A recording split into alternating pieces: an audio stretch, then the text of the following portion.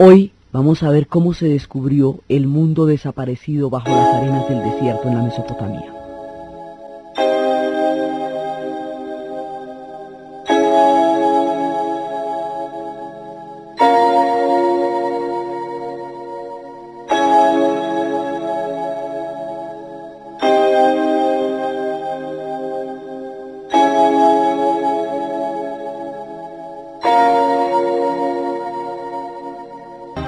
La vez pasada estábamos empezando nuestro recorrido por el Medio Oriente como región, con su historia desde los orígenes hasta las actuales y temibles circunstancias en las que se encuentra.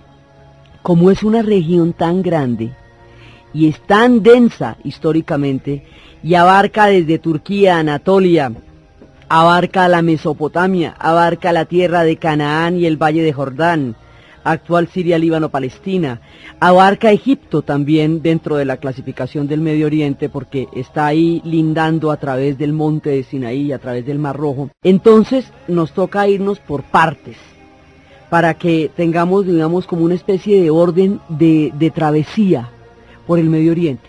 Entonces estamos en este momento en Mesopotamia. La vez pasada dimos una serie de referencias acerca de todas las ciudades en general, acerca de todas las áreas de las referencias bíblicas como una especie de invitación a entrar en el Medio Oriente.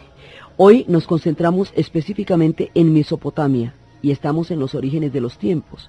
Entonces uno dice, bueno, si ellos se inventaron las civilizaciones, si la primera ciudad que existió se llamó Eridu y ahí dicen que quedaba el Edén, si Sumeria es la que conecta al mundo con el principio de los tiempos, si el alba de la civilización estuvo allí, en Sumeria precisamente, ¿por qué no hay un registro? ¿Por qué tanto tiempo se perdió el legado de Babilonia, de Nínive, de Ur, de Lagash, de Eridu, de Uruk, de las grandes ciudades, de los acadios, de los sumerios, de los asirios, del valle del Tigris y el Éufrates?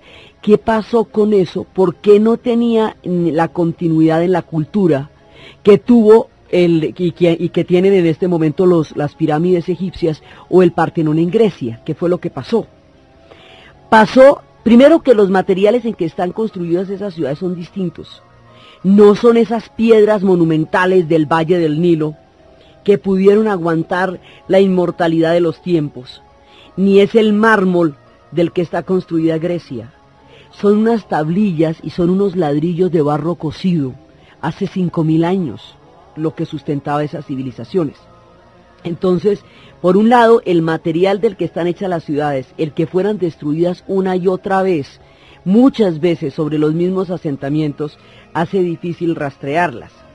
Por otra parte, Oriente y Occidente quedarían separados por muchos factores, guerras, civilizaciones.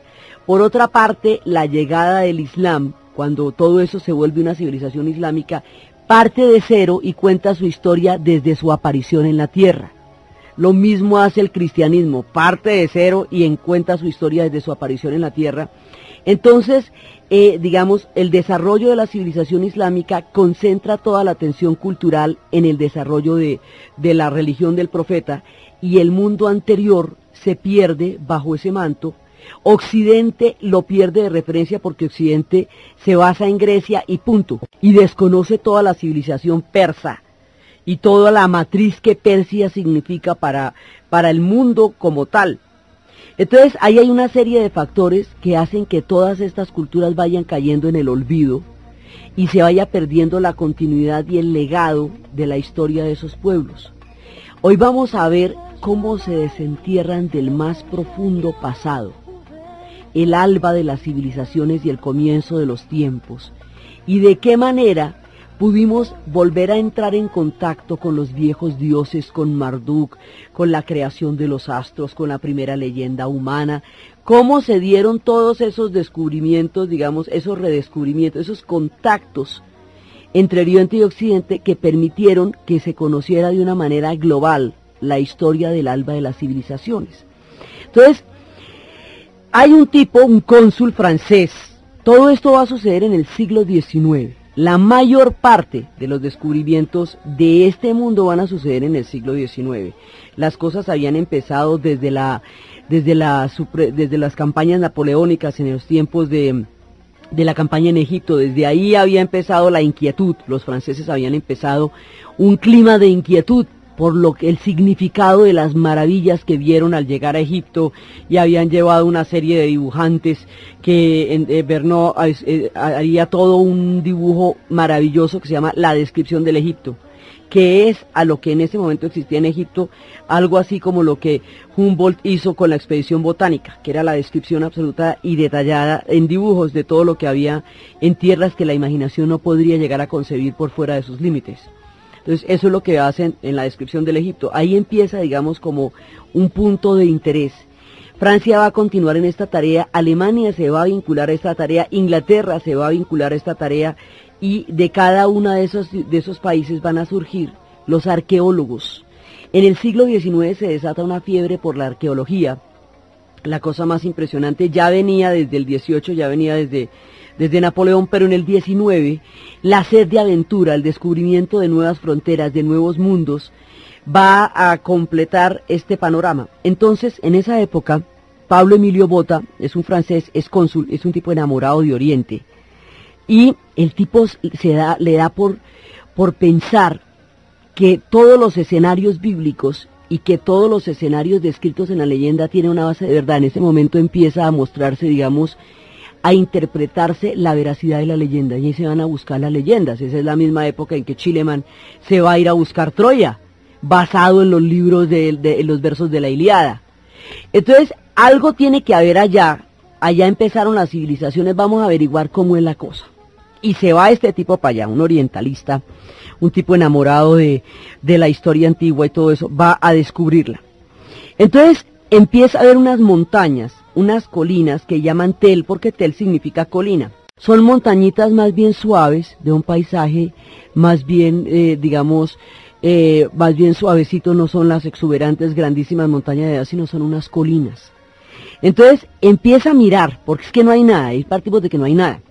Empieza a mirar de qué están hechas las casas, las inscripciones tan raras que tienen, y empieza a preguntarle a la gente: ¿y usted dónde sacó este ladrillo? No, de allí. Y esas inscripciones que tiene, no, pues están ahí hace rato, eso hace rato. Y a ver, ¿dónde hay? Preguntándole a todo el mundo a ver dónde está eso, y entonces hay en ese momento un árabe que se la pasa detrás de él diciéndole que él sabe dónde están esas cosas, pero como es tan charlatán y tan carretudo y como tan confianzudo, pues el tipo no le cree, pero se la pasa detrás y se la pasa detrás hasta que le cree, ¿sí? Hasta que dice: bueno, a ver, muéstreme a ver dónde es que usted dice que están todas esas tablillas. Y se va al Tel, a la montañita donde el árabe le dijo que estaban todas esas tablitas, y en esa montaña estaba Nínive, ni más ni menos, Nínive.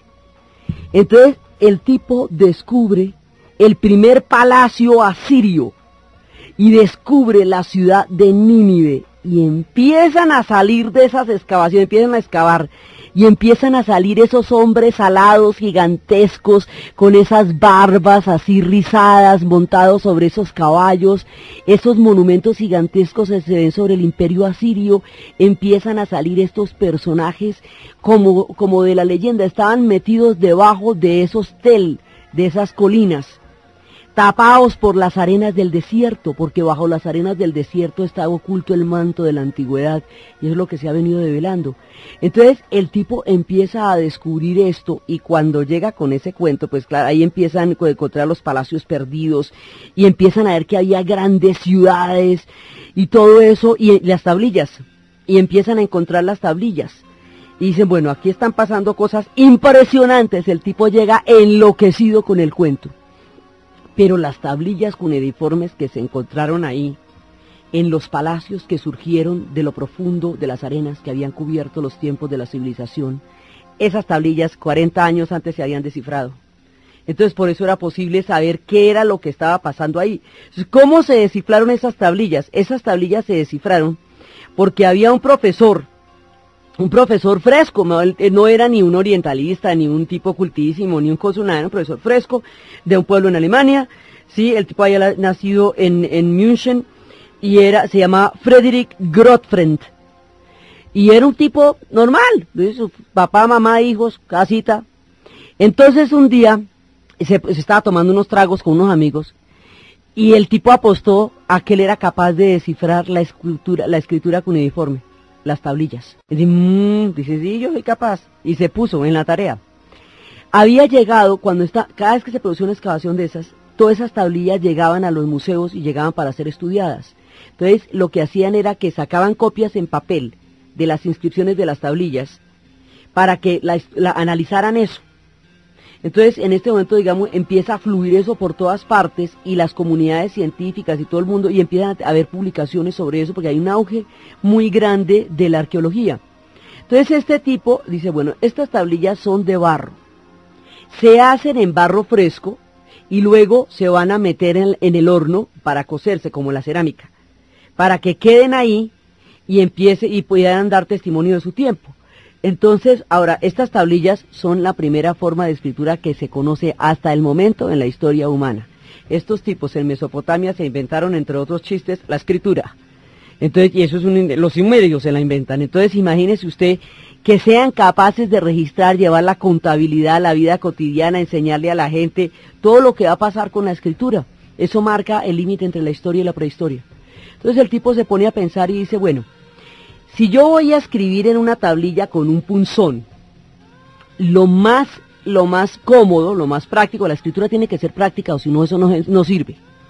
Tiene que ser en líneas rectas, porque trate de hacer curvas con un punzón sobre una tablilla de barro y verá el complique. Entonces, y para poder tomar apuntes, mejor dicho, para que a usted le echen un rollo y usted tin, eso tiene que ser recto. Entonces, tienen la forma de patas de gallo. Si usted los ve, parecen patas de gallo. Entonces empieza a tomar las formas de las tablillas y dice, bueno, eso tiene que ser en línea recta. Yo me imagino que puede ser en este sentido tal, y empieza a buscarle el sentido, y si las vamos a coser aquí me cabe tanto. Entonces esa es la forma práctica, ¿cierto? Bueno, ahora, desde que el mundo es mundo ha existido la vanidad, y nadie está exento de nombrarse como rey de reyes, descendiente de no sé quién y si sé cuándo. Los abolengos y toda esa cantidad de pedigrís que la gente se atribuye son parte de lo humano desde que el mundo es mundo. Dice, aquí debe haber alguno que viene de todos los reyes, hijo de todos los reyes, rey de no sé quién, rey de si sé más. Las primeras tablillas de escritura cuneiforme que se habían encontrado venían de Persépolis, de la antigua ciudad de Persépolis del Imperio Persa. Entonces, es con esas tablillas que el tipo va a trabajar. Por eso es que se van a descifrar antes, las de Persépolis, que fue donde más se conservó. En todo caso, a pesar de la destrucción y de la ruina de la ciudad de Persépolis, se conservaron muchísimas tablillas. Entonces, el tipo se pone y trata de buscar una palabra que se repita mucho. Y la palabra que se repite mucho seguramente es la palabra rey. Vamos a ensayar, y empieza a ensayar. Y entonces, efectivamente, hay una serie de reyes y rey tal, y todo eso. Y de pronto llegan a un tipo donde el primero no es rey, o sea, el nieto se hará rey, pero el original no es rey. ¿Y dónde me cuadra eso? Entonces resulta que Darío, el abuelo de Darío no es rey, ni el padre, el que va a ser rey es Darío.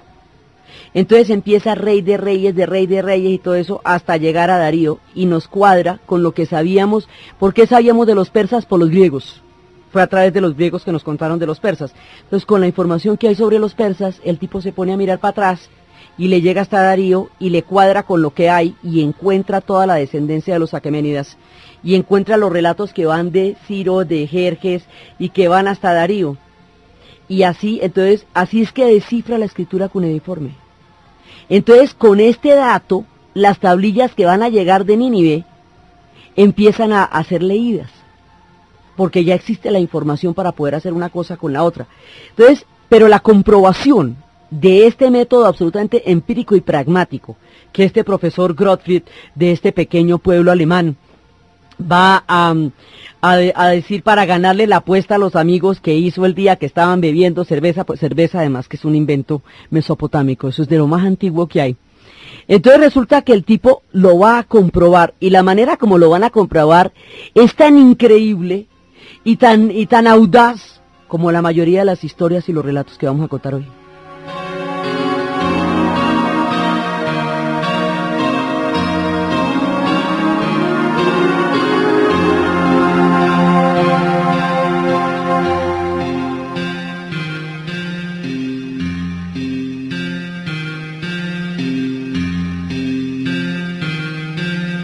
Resulta que un inglés absolutamente audaz, estamos hablando de mediados del siglo XIX, estamos hablando de unos montes, porque hay unos montes, como esto está el Valle del Tigris y el Éufrates, que es la Mesopotamia, ¿cierto? Pero entonces eso tiene unas cadenas montañosas con las que van a colindar los montes Zagros y que están alrededor de lo que es la Mesopotamia, porque eso abarca todo ese territorio.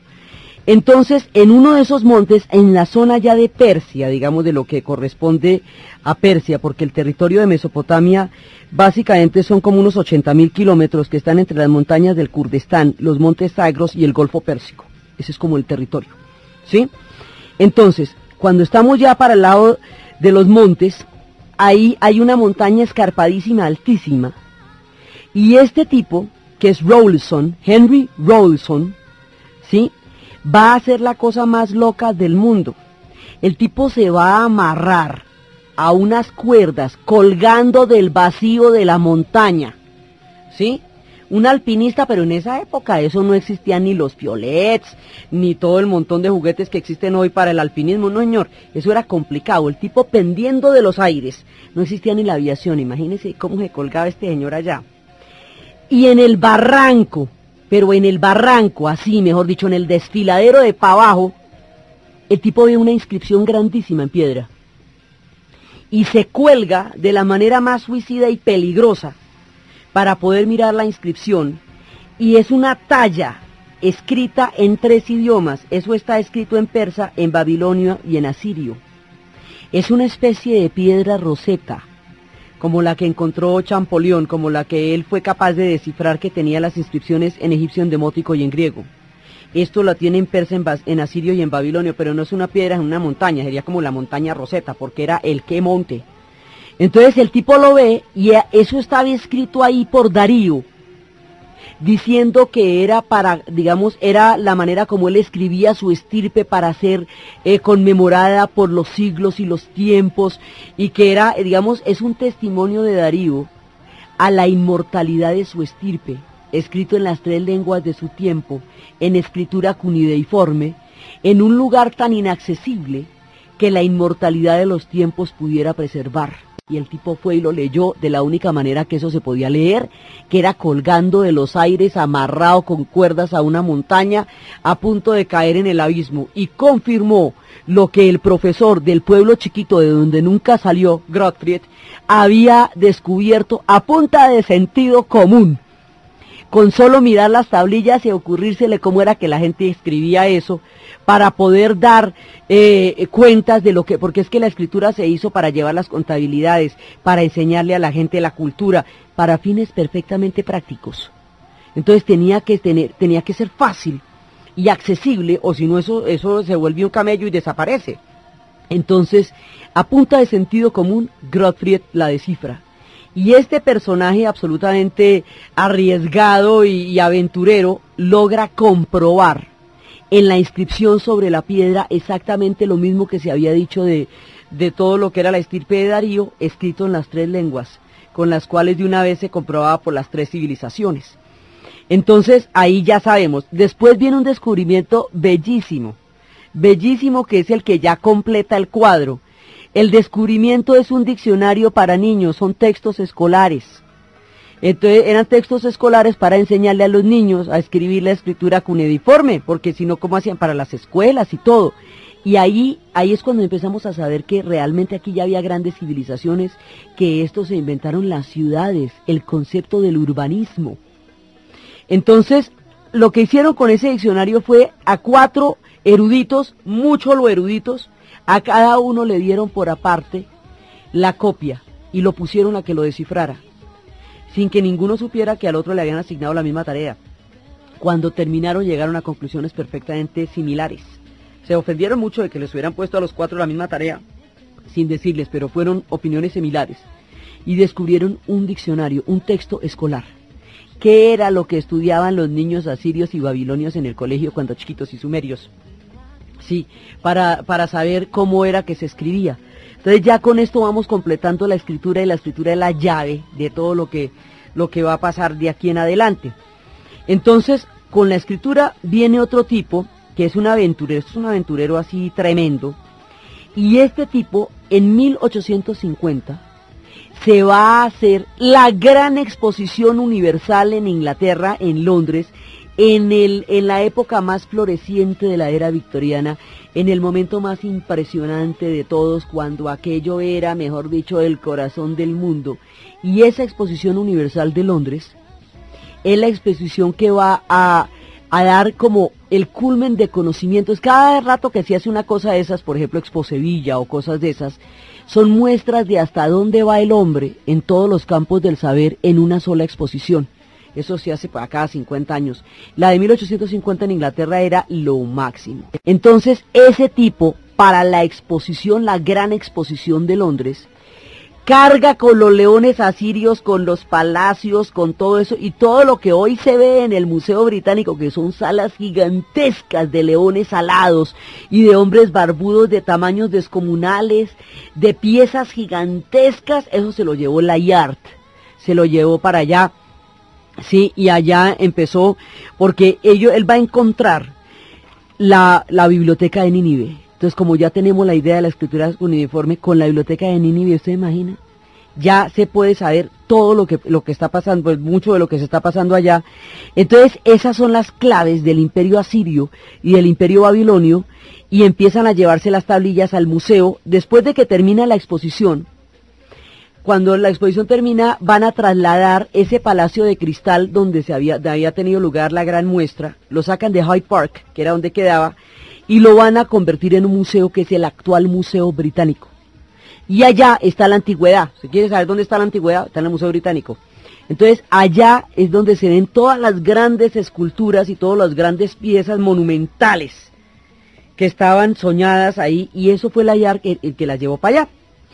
Llega todo eso al Museo Británico, y eso llegan las tablillas y llegan las copias de las tablillas, y en el Museo Británico hay un tipo que es un tipo común y corriente, normal, trabajador de la biblioteca, autodidacta, un tipo que le gusta leer mucho, él por su cuenta, se llama John Smith, imagínense, nombre más anodino así, John Smith. Y el tipo es un apasionado de todos esos leonitos, eso le parecen una maravilla, y se pone un día de estos a leer las tablillas y a investigar las tablillas. Ya tenemos la clave, ya está la biblioteca de Nínive.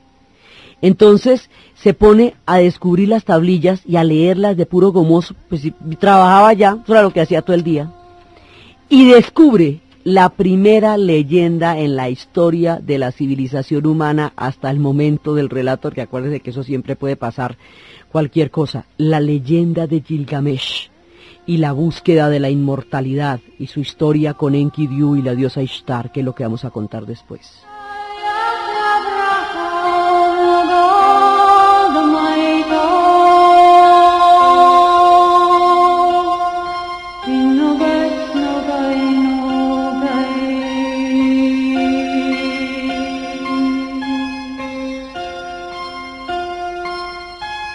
Cuenta la leyenda que Gilgamesh, rey de Uruk es en este momento en Irak, la actual ciudad de Warqa, en este instante el relato. Este rey, Gilgamesh, es un edificador de murallas y es un constructor de templos de Ea, y es el dios, moran donde están los consortes de Antún. Él posee 2/3 de naturaleza divina y una parte humana, pero es un tirano, y es cruel y es montador. Entonces, cansados del despotismo de Gilgamesh, y ya aburridos pues de la montadera del hombre, le piden a la diosa Aruru que le dé una contraparte, alguien pues que le dé una contrapartida, porque la hegemonía de un solo gobernante tiránico es una cosa insoportable. Entonces, la diosa, a partir de una arcilla de masa, moldea a un tipo que se llama Enkidu, que en principio es un ser primitivo y como mitad salvaje, más animal que hombre, que merodea por los campos y se roba el ganado y deshace las trampas de los cazadores. En algún momento él tiene que enfrentar a Gilgamesh, ese es su destino. Entonces, ese tampoco logra salvar la cosa porque es un tipo muy salvaje. Entonces le mandan a una mujer para que lo enamore. La mujer lo seduce, lo enamora, y al enamorarlo lo vuelve humano. le empieza a quitar las características de animal y empieza a convertirse en un hombre humano y empieza a verse poseído por el amor de ella.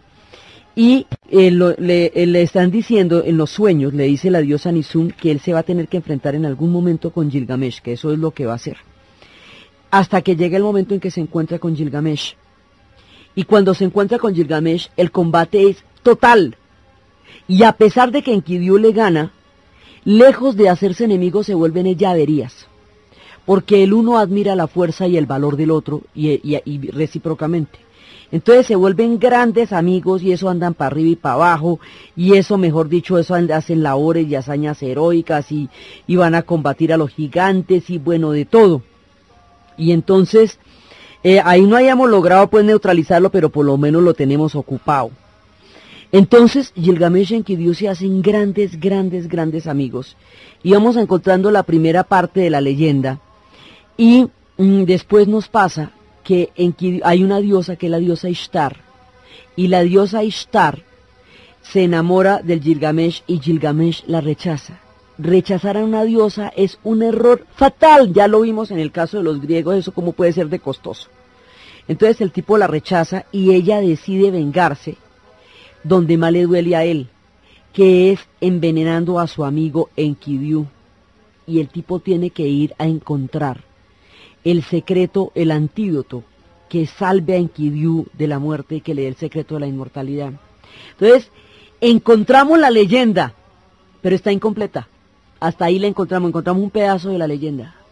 Pero la leyenda de Gilgamesh, con la maravilla de ser la primera leyenda de la historia humana, esa leyenda va a enloquecer la imaginación de la gente. Entonces, el Daily Telegraph publica un anuncio diciendo que ofrece una recompensa al que encuentre la segunda parte de la leyenda. La segunda parte de la leyenda está en un tel, está, digamos, en una de esas colinas totalmente, donde la arena ha cubierto las arcillas, donde están las tablillas. Entonces, John Smith, que nunca había salido de su biblioteca de Londres, del Museo Británico, y que era un autodidacta y un tipo muy sencillo, va y acepta el reto del periódico y se va literalmente a buscar una aguja en un pajar, porque imagínese usted la posibilidad de que entre todos los montículos que hay allá en Mesopotamia, usted con el que encuentre la leyenda que toca. Son miles y miles de tablillas sin clasificar, tablillas que están completamente en desorden, atrapadas por los tiempos. Usted tiene que encontrar el monte que es, la tablilla que es, llevar las que son. Eso es perfectamente imposible. Bueno, pues el tipo se va para allá sin haber salido nunca de Londres. Esto queda a miles de kilómetros de Londres, no es que esto queda en lo que actualmente es Irak. Y el tipo sale de Londres. Entonces se va para allá. Y lo más increíble de todo es que coge un tel, una de esas colinas, y empieza a excavarla, y de ahí saca un poco de tablillas, y se queda mirándolas, y ahí está la segunda parte de la leyenda de Gilgamesh. En la primera tablilla que el tipo ve, en el primer montículo, de lo que era perfectamente imposible. Es una aguja en un pajar lo que el tipo descubrió. Coge las tablillas, se va para Londres, feliz de la pelota, y empieza a descifrarla, y sigue la leyenda, y así es que conocemos la primera leyenda de la historia humana, la leyenda de Gilgamesh. El tipo va y la encuentra en el primer montículo, como si Gilgamesh lo hubiera mandado llamar. La descifra, la aclara, la enseña, y 3 años después muere. Toda una vida para un solo instante.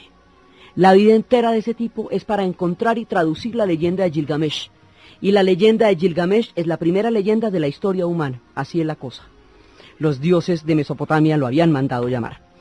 Entonces, empieza a contar la historia de cómo se van a buscar la planta de la inmortalidad, pero cuando se va a buscar la planta de la inmortalidad, ya regresa este man ha muerto.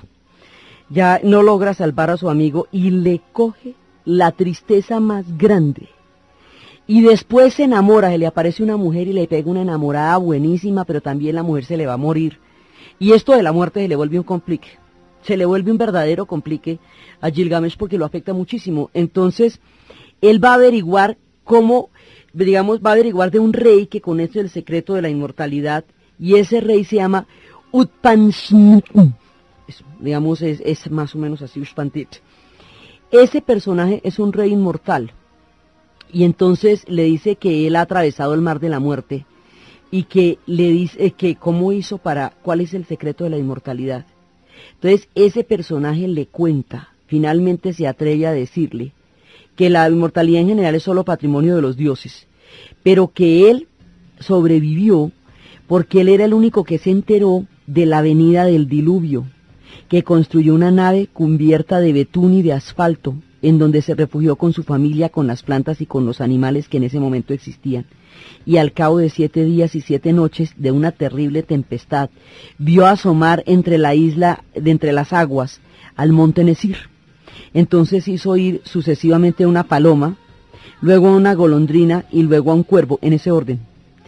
Y no volvieron. Al cabo de 6 días salió de la embarcación y después de ofrecer sacrificios a los dioses se reconcilió con el dios Enlil, que era el que le había avisado del diluvio, sí, y que le había dicho que lo había hecho para castigar las faltas de los hombres, y en prueba de reconciliación le ofreció la inmortalidad a él y a su esposa. La leyenda de Gilgamesh confirma el diluvio universal que se habla en la Biblia, exactamente en los mismos términos, pero con 3000 años de anterioridad. Entonces, aquí empiezan a darse confirmaciones de los textos de la Biblia, y como estamos en el siglo XIX, cuando la teoría de la evolución sacude todos los cimientos de la cultura occidental, la importancia de probar la existencia de los relatos bíblicos a través de la arqueología adquiere una dimensión poderosísima porque es el debate con la teoría de la evolución. Entonces, la leyenda de Gilgamesh nos confirma de una fuente distinta la existencia del diluvio universal en los mismos términos. Y aquí estamos hablando de la primera leyenda de la historia humana. Esto es una leyenda sumeria. Entonces, el asombro que esto va a producir es impresionante. Y después de que este tipo arma todo este tierrero y todo eso, muere 3 años después, habiendo dejado desde su anonimato de la biblioteca para el mundo entero la primera leyenda humana, la leyenda de Gilgamesh el inmortal. Entonces, estas historias son absolutamente impresionantes, porque así es que nosotros vamos a saber de Gilgamesh, ya sabemos de Jerjes, ya sabemos de Darío, ya sabemos de Gilgamesh, ya tenemos los montones de tablillas. Va a haber otro tipo que va a hacer la misma vuelta y ese tipo va a descubrir la propia de las propias. El tipo se llama Caldaway y lo que él va a descubrir es Babilonia. Va a descubrir la propia. Ahora, Babilonia es muy posterior al mundo sumerio, porque Babilonia es del 2500, mientras que nosotros las referencias de las tablillas y todo lo que tenemos nos da desde el año 4500 y hay otras que nos dan del año 5000. Entonces hay una diferencia de mucho tiempo antes de que llegue Babilonia acá. Ha pasado Sumeria, ha pasado Obeid, ha pasado Acadia, ha pasado Asiria, han resurgido de nuevo, ha pasado Babilonia y resurgen una y otra vez estas civilizaciones. Cuando llega Babilonia, esto hace rato que está en los asentamientos y hace rato que están las grandes civilizaciones montadas. Sí, y esta, digamos, la primera ciudad, la primera que se va a descubrir es Eridu. Eridu se reconoce como la primera ciudad en la historia humana. Actualmente corresponde a una ciudad que se llama Abu Zarein. Abu Zarein. Es muy importante para cualquier cosa que pueda pasar retener los nombres de los sitios donde empezaron las civilizaciones, porque están en peligro ahora. Entonces, esa fue la primera ciudad, de ahí, de Eridu. Dicen que actualmente Abu Zarein, dice que ahí quedaba el Edén. Era ahí donde se había situado el Edén y es la que vinculaba a Sumeria con el principio de los tiempos. Entonces, mucho tiempo después es que se hace Babilonia. Babilonia ya es una civilización posterior. Y Caldaway descubre la Babilonia. Y la descubre tal como dijeron que había sido. Tal como estaba descrita en la Biblia, como estaba descrita la Babel. Y desentierra el templo más grande de todos, el Sigurat de Marduk, el gran dios del que hablaremos después. Caldaway va a encontrar la Babilonia y va a encontrar este Sigurat. El Sigurat, que son templos de adoración, está dedicado a Marduk, y Marduk era el dios de Babilonia. Y Marduk tiene una leyenda que Marduk en un momento dado, los astros, acuérdese que en la Mesopotamia es donde se desarrolla la astronomía y la astrología, y los babilonios van a ser unos duros en esto. Entonces, Marduk, cuando Marduk empieza a crear el universo es caótico, y los astros aún no tienen órbitas. Entonces Marduk empieza a hablar de un poema que se llama Enuma Elish, y a medida que Marduk habla del poema Enuma Elish, los astros al escuchar sus palabras van adquiriendo un lugar en el cosmos y se van estableciendo las órbitas y se van estableciendo las galaxias y todo el espectro cósmico va cogiendo una mirada y un orden y un determinado destino y un rumbo dentro del universo. Y cuando Marduk termina su poema, los astros ya han sido creados, ya tienen órbitas y el universo ha sido ordenado. La palabra creadora de Marduk ha ordenado el cosmos y los astros han encontrado su órbita y su lugar dentro del concierto del universo. A ese tipo, a Marduk, a ese dios de Babilonia está dedicado el gran Sigurat. Sigurat son templos escalonados. El más grande de todos, el de Babilonia, fue el que logra desenterrar Caldowey. Y ese gran Sigurat de Babilonia, como Sigurat se llaman los templos de adoración, están por toda la Mesopotamia, pero hay uno que es el más grande de todos, que es el que queda en Babilonia. Babilonia le decían, los judíos le decían Babil, y los griegos le dirían Babilón. A ese Sigurat lo llamamos el Sigurat de Babel. Y como eso es tan grande en un territorio plano, sobresale con una magnificencia que parecería que fuera a tocar el cielo, la Torre de Babel. Entonces, así se descubre la Babilonia. Pero esto era una cosa impresionante. Había una estatua de adoración que tenía 25 kilos en oro, y ahí es cuando descubren los jardines colgantes. Y los jardines colgantes, esto queda a 80, fue hecha con 85 millones de ladrillos, mejor dicho, la magnificencia de esto es una cosa impresionante para la época, pues era impresionante. Y esto queda a mitad de camino entre lo que es la ciudad actual de Mosul y el Golfo Pérsico. Sí, ahí entre Mosul y el Golfo Pérsico quedan los asentamientos de este Sigurat de Babil, de Babilonia. Entonces, ahí se van a desarrollar las primeras ciudades, a diferencia de la cultura egipcia, que es agrícola. A diferencia de otras culturas, normalmente se creía que la primera cultura griega, hasta la información que tenía Occidente, la primera cultura urbana era Grecia, y que Grecia era la que establecía la línea entre civilización y barbarie. Con todo esto descubrimos que el mundo está inventado hace muchísimo más tiempo, por eso siempre aclaramos que en materia de arqueología todo lo que uno dice es provisional y está sujeto a ser descubierto y modificado por cualquier nuevo hallazgo siempre. Entonces, porque durante mucho tiempo la cosa empezaba a terminar en Grecia, resulta que aquí estamos descubriendo que 4000 años antes ya el mundo estaba inventado. Y descubrimos que los babilonios y la gente de la Mesopotamia se inventa un concepto de vivir que se llama la ciudad.